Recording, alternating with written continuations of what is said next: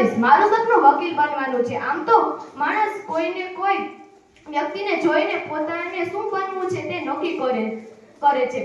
આમ તો આપણા દેશના ઘણા સારા વ્યક્તિઓએ વકીલાત કરી અને લોકોને ન્યાય અપાવ્યો છે અને દેશ તથા સમાજ માટે સારા કાર્યો કર્યા છે।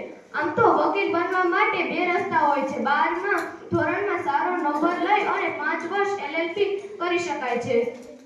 તે સિવાય કોલેજ કરીને 3 વર્ષ LLB કરી શકાય છે। ત્યારબાદ એ પરીક્ષા પાસ કર્યા બાદ 1 વર્ષ પછી એક પરીક્ષા લેવામાં આવે છે।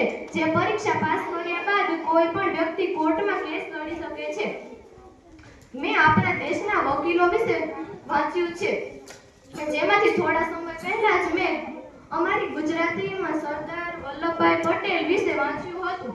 એ પણ આપણા દેશના ખૂબ જ સારા વકીલ હતા। જેમના જીવનમાં એક પ્રસંગ હું તમને જણાવું તો હતા ત્યારે તેમણે એક પત્ર મળ્યો। એ પત્ર તેમણે વાંચ્યો અને પછી પોતાની પાસે રાખીને પોતાના કાર્યમાં લાગી ગયા। કાર્ય પૂર્ણ થયા પછી જ્યારે તેમણે તેમના મિત્રને પૂછ્યું કે તે પત્રમાં શું હતું, ત્યારે તેમણે જણાવ્યું કે તેમની પત્નીનું મૃત્યુ થઈ ગયું છે, જેની જાણ કરવા માટે તેમણે આ પત્ર લખ્યું હતું। આ વાત પરથી મને એ શીખ મળી કે આપણા જે વ્યવસાય હોય તે સાથે